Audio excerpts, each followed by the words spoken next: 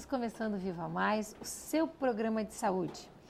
Eu, Ana Paula Delvaux e Miguel Sorrentino Júnior, entrevistamos todas as semanas os maiores especialistas de saúde, tanto aqui do estado como do Brasil, e falamos de como viver mais com melhor qualidade de vida.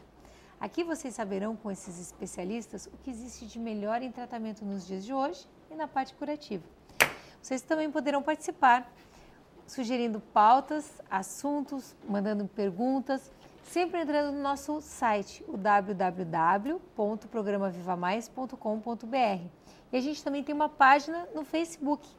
Participe, né? Seja nosso amigo no Facebook, mande perguntas, dúvidas.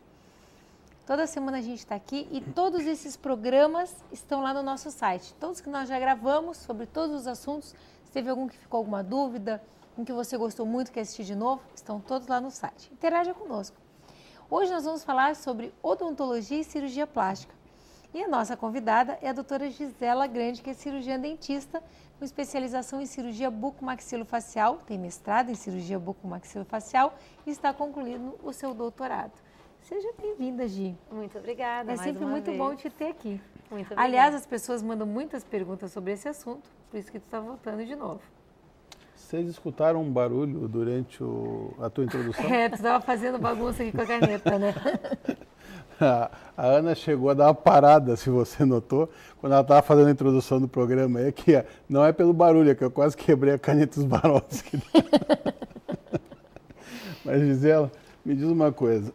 Antes da gente começar propriamente no assunto, porque para que tu faça um enxerto ósseo, que a Ana continue, que você continue com implante dentário, a gente imagina que o causador de tudo isso é a perda do dente. Né? Por que acontece perda de dente? Por que acontece perda precoce de dente? Então, em primeiro lugar, eu gostaria de agradecer, né, mais uma vez o convite. É sempre muito prazeroso estar aqui e isso me honra muito. Então, assim, a perda de dentes ainda é um problema, né? Principalmente nos países mais subdesenvolvidos. E o que causa a perda de dentes são vários fatores. Dentre os mais frequentemente, né, os que mais causam esse problema é a doença cárie, e eu friso a palavra doença cárie, porque é uma doença causada por micro-organismos e que se exacerba com a presença dos açúcares. A doença cárie ainda é um problema de saúde que leva à perda de dentes, e a doença periodontal, que também é uma doença causada por micro-organismos patogênicos que estão presentes na cavidade bucal e que se exacerbam pela falta de higiene.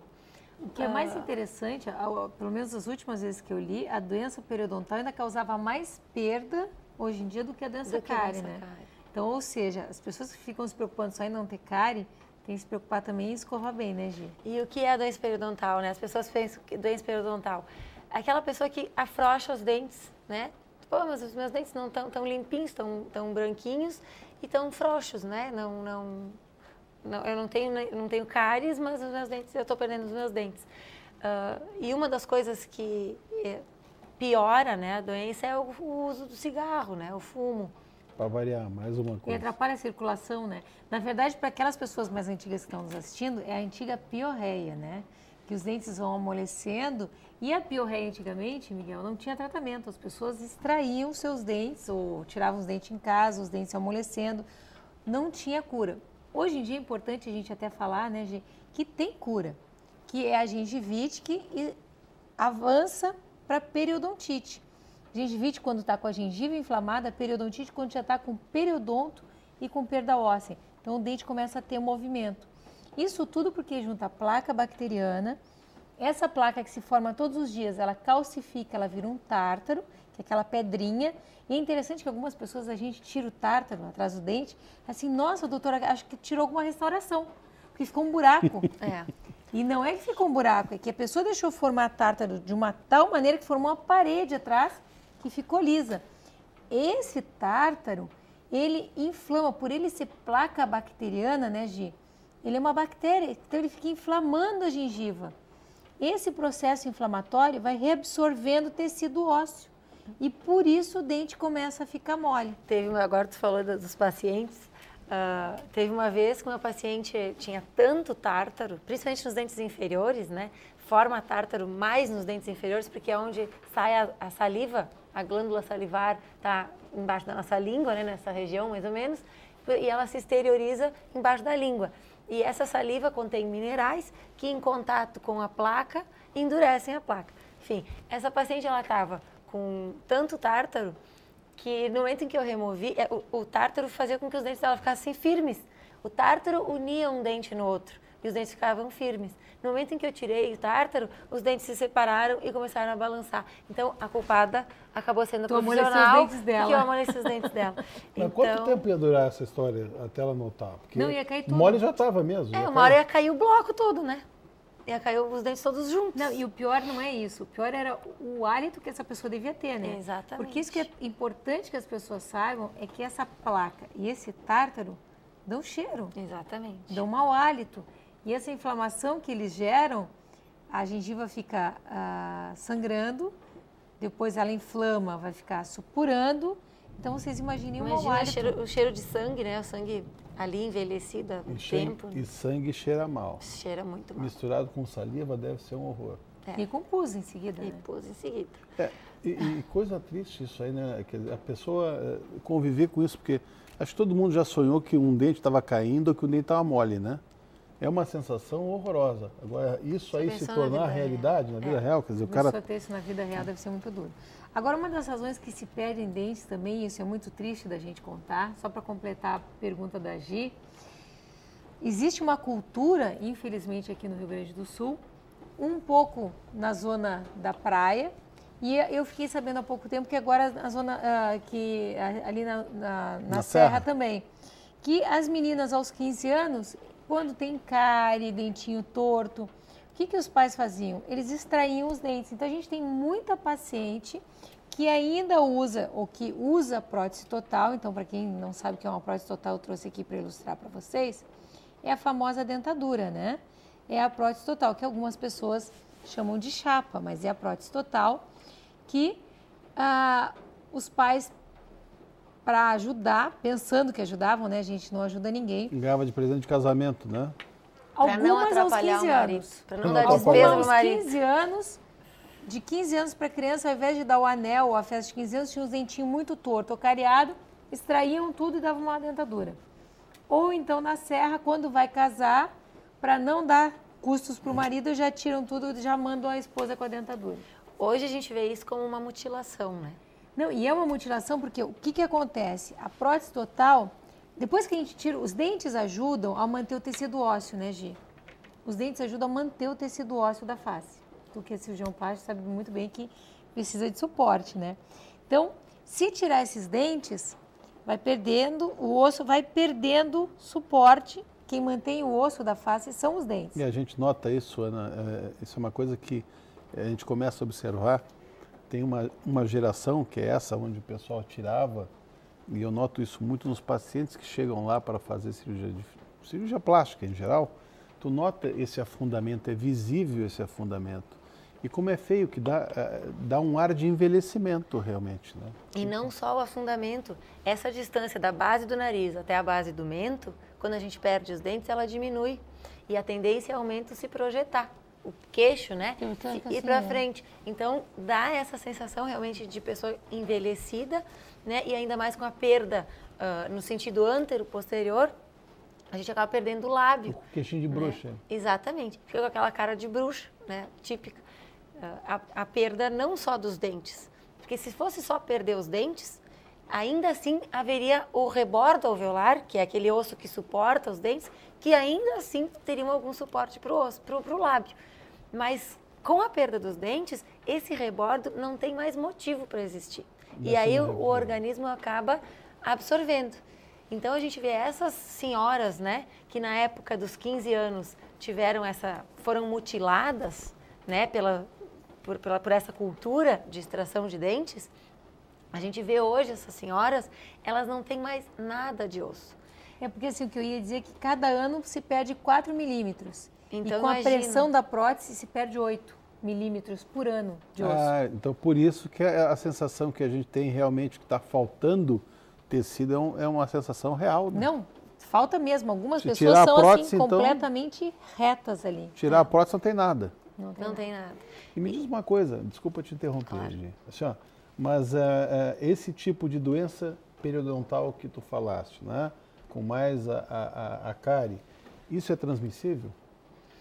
Na verdade, é transmissível, mas é transmissível mais da maneira vertical do que de uma pessoa para outra. Por exemplo, se a mãe tem a microbiota, né, que é aquele tipo de micro-organismo que causa essas doenças, ela vai passar para o filho, invariavelmente vai passar para o filho. Essa microbiota, o tipo de bactérias que a gente tem na nossa boca, ela se forma na infância, enquanto a gente está se formando. Então, algumas pessoas, todo mundo tem, vamos simplificar, né? Todo mundo tem uma quantidade X de bactérias na boca. Algumas mais patogênicas, outras menos. Então, essa microbiota, essa cultura de bactérias se forma na infância. E aí, os contatos que a criança tem na infância é que vão determinar essa microbiota. Depois, na fase adulta, é mais difícil de haver o contágio, assim, de, por exemplo, eu adquirir esse micro-organismo, não quer dizer que não possa, mas é mais difícil de eu adquirir porque eu já tenho as minhas defesas, eu já tenho a minha saliva bem constituída e eu já tenho os outros micro-organismos que fazem a defesa também da minha boca. Então, assim, tem alguns micro-organismos que causam mais a cárie, ou alguns micro-organismos que causam mais a doença periodontal. Por isso que tem algumas pessoas que dizem assim, eu nunca tive cárie. Eu nem escovo direito os meus dentes, mas eu nunca tive cárie. Esses são alguns privilegiados que não têm Eu sou um deles. né? E não tem cárie. E assim, podem até às vezes se dar o luxo de não ter tanto cuidado, né? E assim mesmo não desenvolvem a doença. Porque a cárie, ela precisa de 3 fatores para existir. Do substrato, ou seja, do açúcar, do tempo que aquele açúcar fica ali e do micro-organismo para digerir aquele açúcar. Então, se a gente não tem micro-organismo, pode até ter o açúcar. Agora, essa mãe que teve uma grande quantidade de cárie, que tem tendência a ter cárie, ela pode tentar não passar para o filho, porque dos 0 aos 4 anos a criança não tem essa defesa. Então, o que a mãe tem que fazer? Não soprar a comidinha da criança, não comer na mesma colher que a criança. Eu ia perguntar isso aí, esse negócio de ficar dando comida na mesma colher, o ideal é evitar, né? Até porque é nojento também, né? Dos 0 aos 4 anos a criança não tem defesa. Ela não tem como se defender desse... Então, se não entrar em contato com a bactéria da cárie, a partir dos 4 anos ela não vai mais ter cárie. É uma forma de evitar. Um dos motivos da pergunta, Ana, eu já tinha falado isso antes contigo, primeiro é por causa de criança, né? Quer dizer, eu tenho uma netinha e que eu fico olhando, eu fico evitando, eu não dou coisa... Mas tu pode, tu não tem. Mas eu não sei o resto do pessoal, né? E o pessoal tem mania de dar, né? E a outra que eu vejo muito na academia, que eu tô com 52 anos, então tem muita coisa dessa geração que pra gente é curiosidade, né? Por exemplo, na época que eu era guria, a gente ia nas reuniões dançantes, né? E terminavam à meia-noite. Agora chama balada. Balada, pois é. E assim, ó, eu fiquei com um pouco de dificuldade de entender no início, porque eu tenho filhos já grandes, né? Peguei uma, peguei 2, peguei 3, peguei 4, eu digo, que maravilha. Pensando no aspecto de higiene, quer dizer, os caras saem beijando todo mundo. É nojento. Né? E sabe lá, algumas pessoas que a gente fica sabendo que fizeram alguns tratamentos depois, quer dizer que a boca era puro pus, né? Que maravilha deve ser tu passar a noite beijando todo mundo sem saber o que o cara tem. E tem outras doenças que se pega, né? Dessa forma. A gente falou, a doença cárie e a doença periodontal são doenças que já vêm daquela microbiota que a criança já formou lá do início. Mas tem outras doenças. O herpes, a doença do beijo, tem uma doença chamada doença do beijo. Que começa a formam-se úlceras na mucosa, enfim, que é transmitida pela saliva. Tem N doenças que são transmitidas pela saliva. Então, essa coisa de ficar pegando gente na balada é nojento. Não, não é pegando sim. Gente assim, ó. Não, porque peguei uma, peguei 2, peguei 10, peguei 15. Vocês que trabalham com isso, deve ser uma coisa bem antigênica, né? Olha, Nós vamos fazer um intervalo rápido, mas a gente já retorna.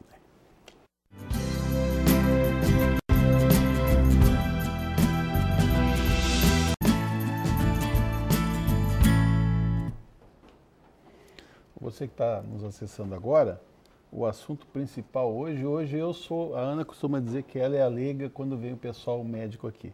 Hoje o leigo completo sou eu aqui, né? Porque a Gisela é dentista, a Ana é dentista, cada uma com especialidades diferentes.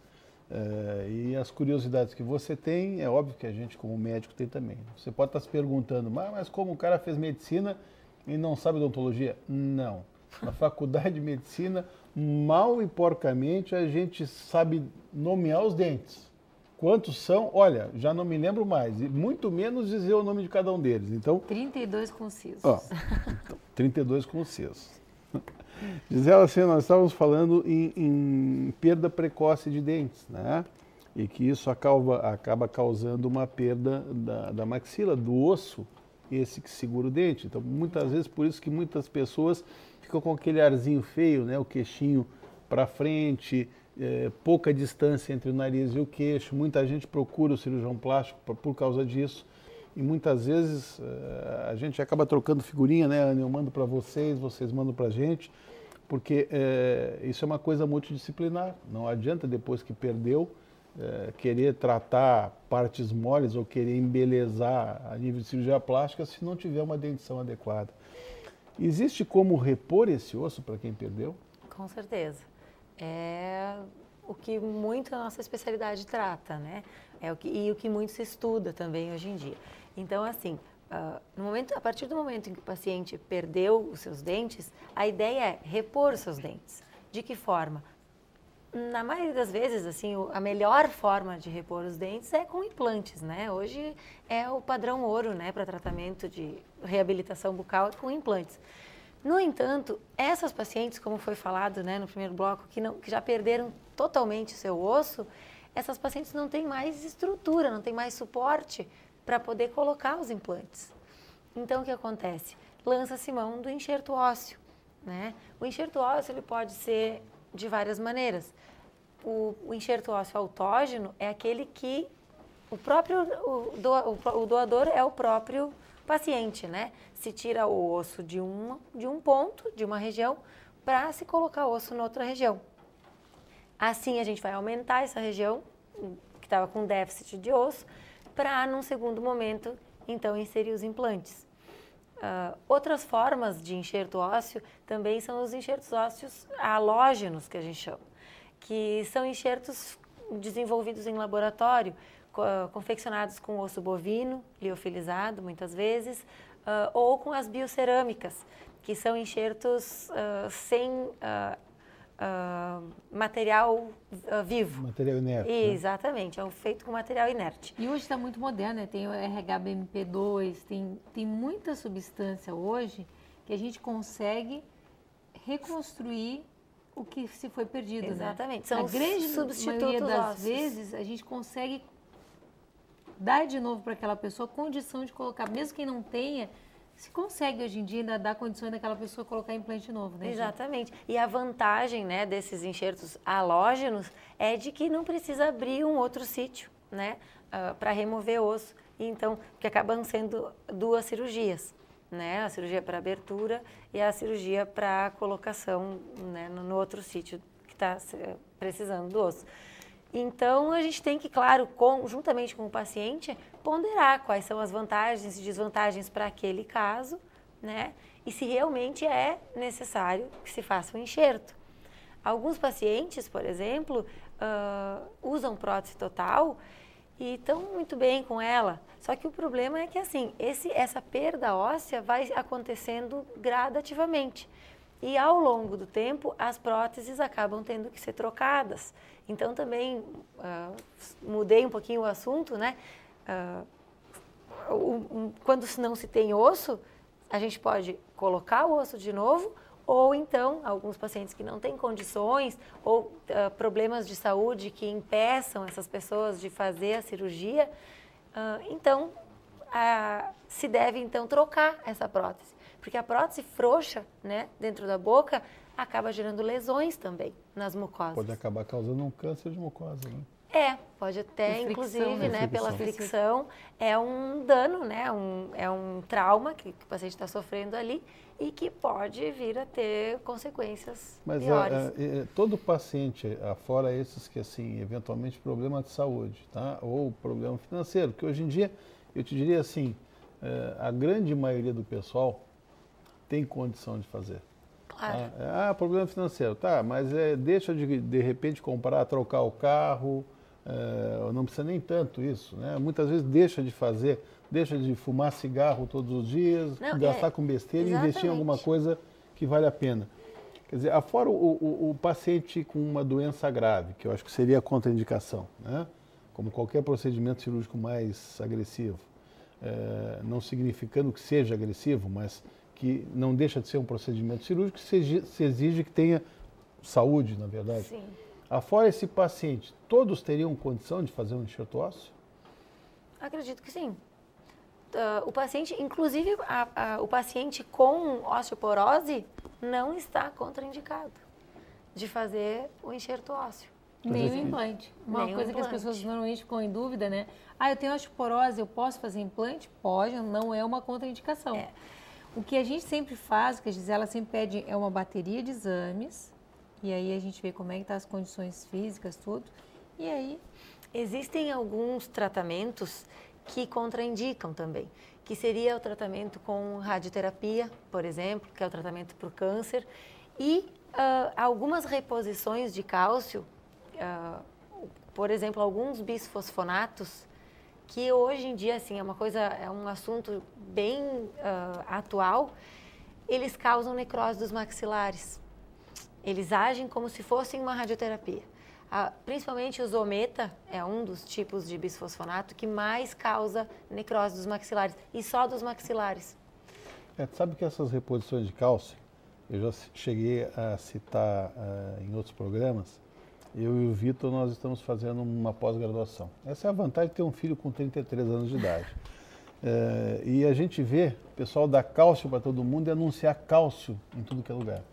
Não é bem E o que a gente sabe hoje em dia é que o cálcio, para ser absorvido, e a gente já trouxe gente aqui, inclusive o Lair, né, que também trabalha com modulação e que é nutrólogo, que a gente sabe hoje em dia, isso vai como alerta para você aí, muita gente toma cálcio de forma indiscriminada, não foi nem medicado com isso aí.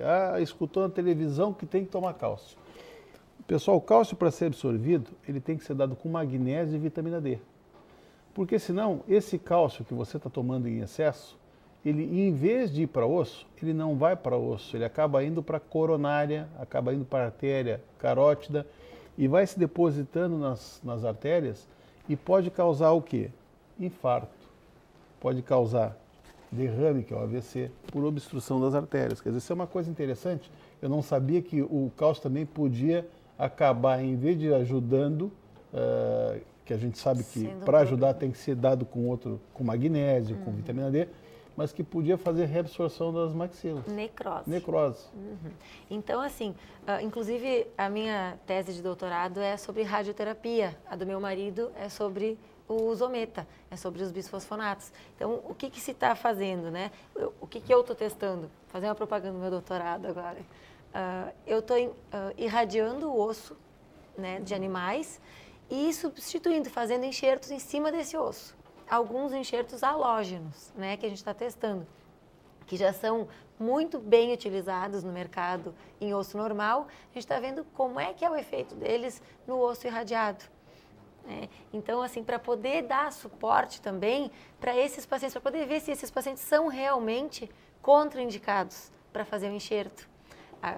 Tem-se que não se deve mexer cirurgicamente num paciente que foi irradiado, né? Só que aquele paciente que teve um câncer de boca, vamos dizer, que perdeu uma parte da face, uma parte da mandíbula, ele precisa de reabilitação. Ele não pode ficar curado do câncer, mas sem metade da mandíbula, ou sem uma mandíbula inteira. Porque uma coisa que tem que ver é que o câncer pode ser na face, né? Precisar do enxerto, né? Exatamente. Então, assim, nesses casos, o que a gente pode ter para reabilitar esse paciente, para reconstruir esse paciente, que já foi irradiado, né? Que acaba tendo, aquilo que sobrou ali é um osso que não se comporta como um osso normal. É um osso que tem menos vascularização, que não cicatriza, que tem mais chance de necrosar, de morrer. Então, se está testando alguns materiais como, assim, pensando nesses pacientes, tentando pensar numa solução para reconstruções mais adiante e implantes. Vocês têm usado de rotina plasma rico em plaquetas para isso? Sim, o BMP ele vem como um complemento. Sabe né? que foi na verdade, quem começou a usar isso foi a odontologia, né? Depois a traumatologia começou a usar e agora a gente, em cirurgia plástica, tem usado para anti-envelhecimento. E eu tenho algumas fotos, infelizmente, a Sociedade Brasileira de Cirurgia Plástica pede para a gente não trazer, não mostrar foto. Mas assim, eu tenho pacientes, eu devo ter uns 8, 9 casos só de nariz com fratura, nariz grande, que a gente tem que fazer fratura óssea e tal, que normalmente qual era a queixa do paciente? Ah, doutor, vou ficar roxo. Que eu acho uma bobagem, que vai ficar roxo 2, 3 dias, tudo bem. Mas com o PRP, com o plasma rico em plaquetas... Eu falei BMP, me desculpa, vou fazer uma correção. Eu tenho fotos de assim, ó, no dia seguinte, eu cheguei a te mostrar? Acho que não, né? Ainda não. Eu tenho fotos assim, no dia seguinte, 3 dias depois, 5 dias depois, 7 dias depois, se tu tapar a fotografia com a mão, tapar o curativo do gessinho que a gente bota em cima do nariz com a mão, não tem edema, não tem hematoma, quer dizer, não fica roxo. Usa para cirurgia de face também, PRP? Para todas as cirurgias. Tenho usado para todas as cirurgias. Usarei daqui 2 semanas. Eu casualmente... Na minha cirurgia de face, que é daqui dia 11, o Miguel vai vir. Ela está insistindo, né? As mulheres... ela quer elogio. Não quero elogio. Já todo foi mundo diz consenso que ela não como precisa, já foi consenso como lá em casa. Até minha mãe disse que já está na hora. Quando a mãe da gente olha e diz que está na hora. Mas a mãe nós temos que trocar o óculos dela. Mas assim, ó, isso é uma mulher segura, né? Porque todas as mulheres escondem que fazem plástica. Ela diz na TV que ela vai fazer plástica. Não, mas ela tem que dizer, né? Porque a propaganda... Não, do meu irmão maravilhoso. É uma coisa, né? Eu vivo dizendo, me botaram lâminas de porcelana, eu vou esconder, poxa, meus dentes eram... Ela já mostrou na TV aqui, meus dentes eram horrorosos. Tu escondeu aquelas fotos, né? Eu devia ter batido mais de longe. Meu marido disse Sim, só aparece a bochecha ali, horrível. Mas, na verdade... Não fica horrível nunca. Muito obrigado. Irmã Não, tem que perguntar para a mãe o que ela acha, né? Não. Olha, a gente tem que sempre evitar perguntar. Minha mãe é muito sincera. Eu perguntei assim, mãe, a senhora acha? Fácil, tá muito enrugada. Então tá bom, tá na hora. Mas sabe assim, que o resultado, viu, Gisela, é incrível. A gente tem usado de rotina porque eu fui ver com o Vitor, o meu filho mais velho, o que a gente podia fazer para melhorar o resultado. E nariz, como a gente mexe em osso, basicamente, e vocês começaram a fazer isso na odontologia, depois dos traumatos, para quem não sabe o que é PRP, PRP é o que colocaram no tendão do jogador de futebol do Adriano, plasma que ele rompeu rico em plaquetas. Que a gente tira o sanguezinho durante a cirurgia, vai pegar uma veiazinha do paciente para deixar o paciente mais sonolento, o anestesista já faz isso, já tira 10 centímetros de sangue, faz uma centrifugação e pega o sobrenadante. E a gente, nesse sobrenadante, que é o plasma mais plaquetas, a gente acrescenta alguns fatores que são ativadores dos fatores plaquetários. Isso vai fazer com que haja uma cicatrização mais eficiente. Se eu deixar esse produto, Ana, exposto meia hora enquanto eu estou fazendo a cirurgia, ele vira uma gelatina. Vira uma gelatina. Então a gente tem que fazer o PRP. Manipular, né? Fácil de manipular. Então a gente faz o PRP, eu deixo guardado lá, faço a centrifugação. E depois da cirurgia de nariz, agora eu já peguei o jeito, eu primeiro coloco o curativo, ou se é cirurgia de face, por exemplo, que eu fiz uma ontem, o paciente foi embora, veio de Curitiba, eu fiz o nariz e a face. Depois de feitos pontinhos, tal, feito o curativo, a gente pega uma seringuinha e injeta bem no bordinho para irrigar toda a região que a gente operou. Essa da face, eu digo, é uma pena não poder trazer. De repente, uma outra vez eu vou trazer. Não, a minha pode, eu vou mostrar. Olha, não é tu que vai mostrar, eu vou mostrar. Mas no dia seguinte, a coisa mais interessante, assim, não fica tão roxo. Tem gente que vai ficar roxo igual que iria ficar preto, na verdade, né? Eu tenho uma paciente que ficou um pouquinho mais róseo aqui, e a gente tem usado para pálpebra, para face, para prótese, para mama. Esse de nariz é a coisa mais impressionante, porque tu olha o dia seguinte, tu esconde com a mão o curativo e dá a impressão que a pessoa não fez nada. Recuperação muito rápida. Quer dizer, isso deve funcionar muito bem para vocês com enxerto ósseo. Na verdade, para o enxerto, o plasma rico em plaquetas, ele permite a chegada de mais células. Ele tem uma boa indicação, mas principalmente nos casos assim de enxertos maiores, em que a gente precisa que chegue mais irrigação. Alguns enxertos, por exemplo, o enxerto que a gente faz com anestesia local, na clínica... Eu já te vi fazer um enxerto, inclusive, numa ex-namorada, que ficou muito bem. Não sei como é que está agora, porque é ex-namorada, mas ela muito bonita, ficou muito bonita. Deu tudo certo, o implante ficou maravilhoso. Agora vamos colocar a prótese. Então, essas cirurgias menores, a gente não... Porque a boca é uma região muito irrigada. Vocês já trabalham com uma região assim, vocês precisam de mais ajuda, né? De mais suporte ali. Na gengiva a gente tem muita irrigação, a gente tem essa vantagem. E acaba que o plasma rico em plaquetas é um plus, né? Porque ele traz mais células, ele permite a chegada de osteoblastos na região ali, nas células que produzem osso. Mas aí, às vezes assim, o dentista já vai abrir um sítio para tirar o osso. Já vai abrir o outro sítio para colocar osso. E aí tem que furar aqui o paciente para tirar o sangue, acaba ficando... Pede para o anestesista fazer, o anestesista claro. vai pegar a veiazinha. Não, ótimo, é que muitas das nossas cirurgias são com anestesia local, né? Não precisa, não envolve sedação, enfim. Então acaba que a gente não usa muito como rotina nos casos de enxertos menores. Mas ele é muito bem-vindo, muito viável para a gente nos casos de cirurgias maiores, em que o enxerto precisa ter mais proteção, né? Que a gente tem mais risco de necrose. Olha, Então, na face é fantástico, viu?